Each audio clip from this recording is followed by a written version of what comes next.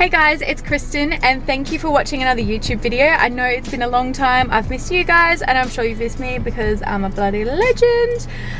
Today I'm taking you through some hacks that I've developed over time to create the illusion of a smaller waist as well as more developed breasts. So I feel like through my training I have developed my body to create those illusions.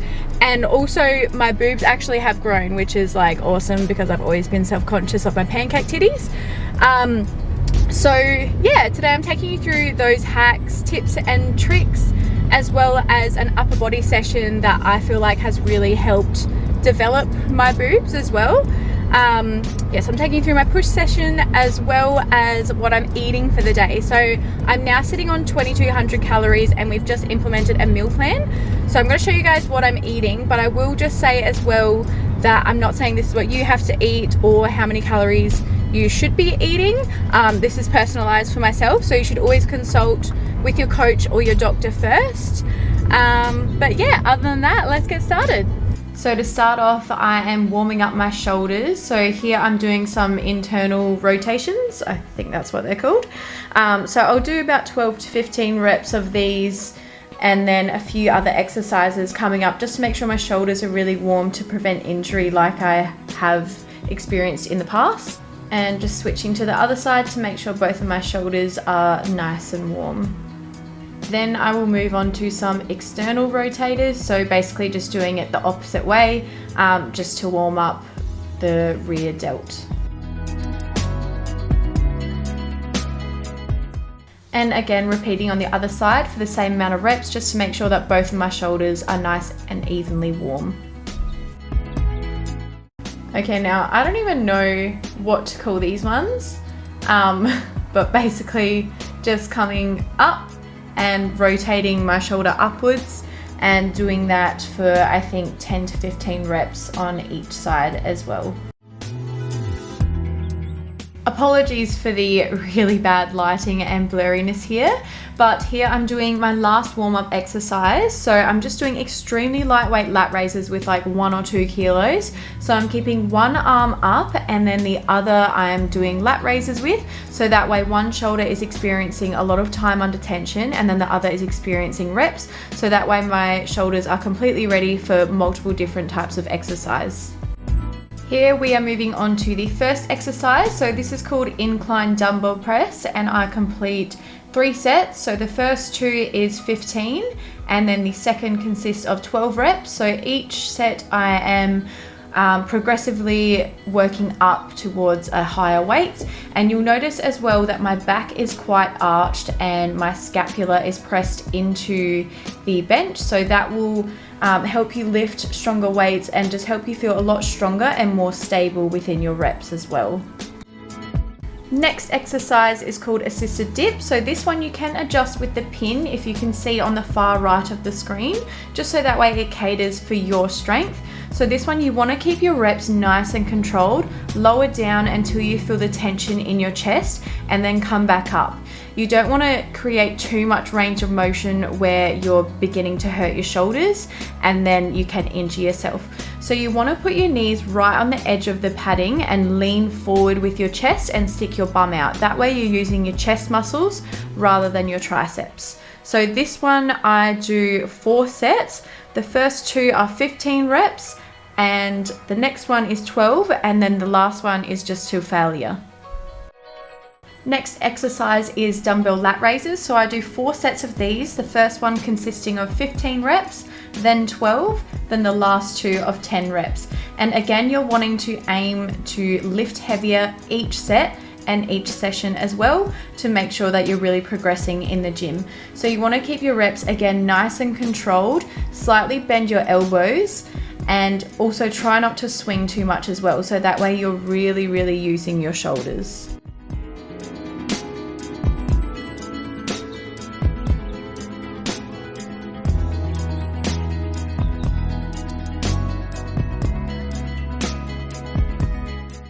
Moving on to seated Smith shoulder press. So you're getting an upright bench and you want to make sure that you again arch your back and really press your scapula into the bench. for optimal support. And here you'll also notice I'm wearing a belt and wrist wraps. So I'm wearing a belt just because I do have quite a sore back most of the time. So whenever I'm putting a lot of tension on my back, I do like to wear a belt. And then the wrist wraps are really, really good for just preventing injury with your wrists as well. So I'm doing 3 sets of these, first one of 15, second of 12, and the last of 10, again aiming to get stronger with every set. Now we're doing 4 sets of face pulls. So the first one being 15, the next 2 being 12, and then the last you're going for 10 reps. And again, just really trying to increase your weight with each set. So you want to take a step back, lean slightly back and really plant your feet into the ground and brace your core. Avoid swinging and pull the rope right towards your face and really squeeze your scapula.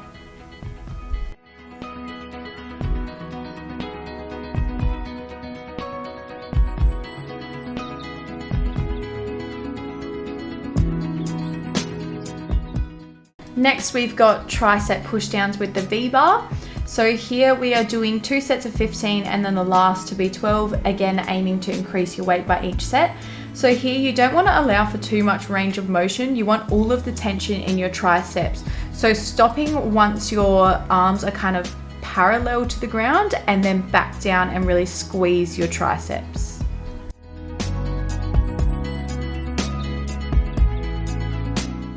Lastly, we have got dumbbell tricep extensions. So we're doing 3 sets of this one, the first one being 15, then 12, then finishing off with 10, again increasing your weight with each set. So this one I like to do it seated just because I feel like it's better for my back. You want to brace your core, and I like to lean slightly forward. And again, just think of doing the same kind of motion when you're doing the push downs. You don't want to create too much range of motion. You just want to be bending at the elbow until you really feel that tension.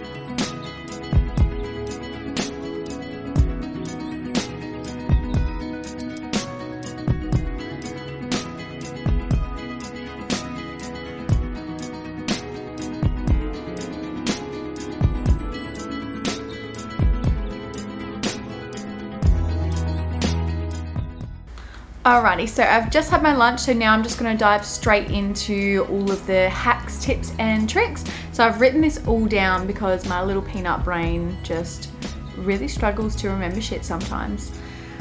So first of all, I'm going to go over the mistakes I feel like a lot of people make that I personally made regarding getting a smaller waist. So first things first is excessive amounts of cardio. So a lot of people think that to get a smaller waist you have to do lots of cardio because, you know, you have to be skinny and everything like that, but that's not actually the case. So that's the first mistake. Second mistake is excessively training abs. So I used to spend like an hour and a half every day or every night, going on the stairs for an hour and then training abs for half an hour, sometimes 45 minutes to an hour as well, just doing Russian twists and hip dips and planks and sit-ups, like everything, because I wanted a flat stomach and a smaller waist. So that's another one. Also under eating, which kind of ties in with the excessive amounts of cardio, just being obsessed with your training and being harsh to your body. So under eating sometimes can have the opposite effect regarding weight loss. So I think a lot of people get very carried away trying to lose weight, trying to get that smaller waist as well. And then another mistake that I used to make that I think is still quite common for a lot of people is juice cleanses and meal replacement shakes. So I literally, like, I would binge on the weekend and then I'd go on a juice cleanse from like Monday to Thursday, and it was just this repetitive cycle of me just trying to be skinny, and it's just very, very unhealthy. So it's very, very underestimated weight training with a combination of lower and upper, as well as eating in a surplus. So a lot of people just, as I said, jump straight to lots of cardio, under eating, blah, blah, blah. Yeah, so I'm gonna dive into the hacks and benefits of weight training and stuff now. So as I said, weight training, so that helps you build the shape, and doing a combination of lower and upper will help sculpt your whole body. So a lot of people will just think, oh, I'll just do cardio, I'll just train abs, I'll just train legs, and they kind of forget about the upper body. But you have to remember as well that you cannot spot reduce and you can't control where fat is lost or gained either. So you always got to keep that in mind as well. You can, to an extent, control where you're growing muscle, but it's very hard to control fat. In correlation with that, you do want a combination of isolation and compound exercises. A lot of people make the mistake of trying to isolate the muscle that they're trying to grow or the fat that they're trying to lose. So doing a combination of all this really helps sculpt the body as well. So training back is very important, especially doing like wide grip exercises, because that will help you grow the wings and accentuate your hourglass figure. Also training shoulders, you'll want to do exercises such as like lat raises or something. So you want to think of trying to grow your upper body outwards. So if you're growing your upper body outwards and also growing your lower body outwards, you're going to create that hourglass figure and actually create the illusion that you're shrinking your waist. Also training lower body compound exercises like hip thrust, leg press, squats, and isolations such as abductions and Bulgarians as well. So they're also really, really helpful. Also regarding growing your breasts or creating the illusion that they are bigger, training chest. So I never used to, because I thought training chest would make me lose like the tiniest little bit of tit that I had there. But I have noticed over time, being in a surplus and training heaps of chest, I actually have grown my natural breast tissue, and I've also developed muscle, creating that illusion that I do have bigger boobs as well. So basically it's just enhancing your cleavage essentially. Things like chest press, chest flies, and dips are a really good example. So that'll help grow your upper chest. Also a huge thing that a lot of girls are very scared of is eating in a surplus. So you got to think you can't grow without the food. And it does sound contradictory because we're wanting to shrink the waist, but remember, we're trying to create the illusion that we want to accentuate the hourglass figure and shrink the waist. So you can do this gradually, just by like really slowly increasing your carbs. Make sure your fats are high enough to support your hormones, but also make sure that your protein is high enough as well, because if you're not having enough protein, your muscles won't recover, they also won't grow, and then you won't be able to perform as well in the gym as well. So that's really important. So a good rule of thumb to keep in mind with your protein intake is to multiply your body weight by 2 to 2.2. So you multiply that, and that will be the grams of protein that you'll try and aim for that day. And then with your fats, you probably want to aim for like 1 gram of fat per kilo as well. Also, let me know in the comment box if you actually want me to do a video regarding macros and counting your macros and stuff, because I feel like a lot of people still aren't really too sure how to do that.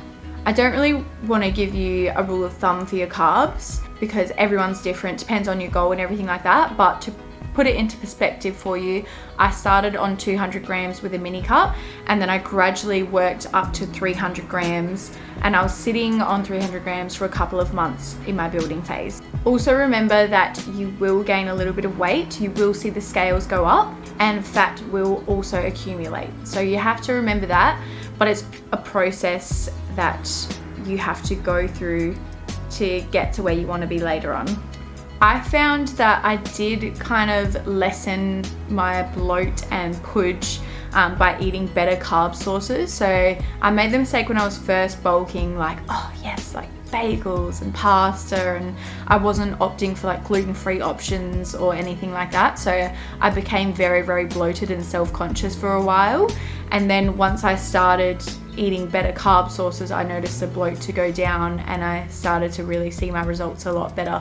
Also as well, performing vacuums and even keeping your steps up is really important because it really helps with the digestion and also keeping your tummy a little bit more toned. Another tip is posing. So this mainly applies like for your photos, but you can kind of create the illusion that you have a smaller waist as well. So if you think like if you're standing slouched and just straight on, obviously you're not gonna look like that lean or that slim. So what you want to do is you kind of want to lean into one side and like twist your body so it looks like you're standing straight, but the bottom half of you is kind of sideways. And always make sure you're standing up straight and tensing your core. You're going to look naturally flatter. Photos aside, in general, you always want to be standing up straight, walking with confidence, and you will naturally look slimmer as well. Another tip is the clothing you wear. So usually opting for like high-waisted clothing, just working out what works best for you to create that illusion of a smaller waist. And then creating the illusion of bigger boobs, you can wear padded bras, push-up bras, or you can even go to the extent of contouring and fake tanning. So I actually used to contour my chest before I'd go out on weekends when I was like 18 to just create that illusion. So I fake tan every week, and I just find it does make me look a lot leaner, and it really accentuates the lines that I have on my body. So, you know, wow, those are, yeah, I don't really know what I'm trying to say. I don't know what I'm trying to say, but the words are just like, no. But yeah, so fake tanning I find helps as well, creating those illusions. Last tip I have as well is actually being kinder to yourself. So I actually heard somewhere that if you saw yourself in public, you wouldn't recognize yourself, because a lot of people perceive themselves differently, like they call themselves ugly or fat or whatever, and we perceive ourselves to look so different to what we actually are. So just accepting your body for how it is, whilst acknowledging that you do have room for improvement as well, but loving yourself throughout the process and saying, I love my body, so I'm going to work out, instead of I have to work out. Remember as well, body fat is normal, and it actually means that you're healthy as well. In the building phase, you will gain some fat. However, you will gain the muscle towards building that hourglass shape as well. So you always got to remember there is pros and cons. With the gains will come a little bit of fat, but it's worth it in the end. So that is all my tips and tricks, guys. Thank you so much for watching. I am thinking of recording a back day for you as well, so then you can always watch that, how I train back to create that hourglass figure as well. Leave comments below, please, if you would like me to post anything. I look forward to posting more, and I promise I'll try and keep more on top of it. So thanks for watching, guys.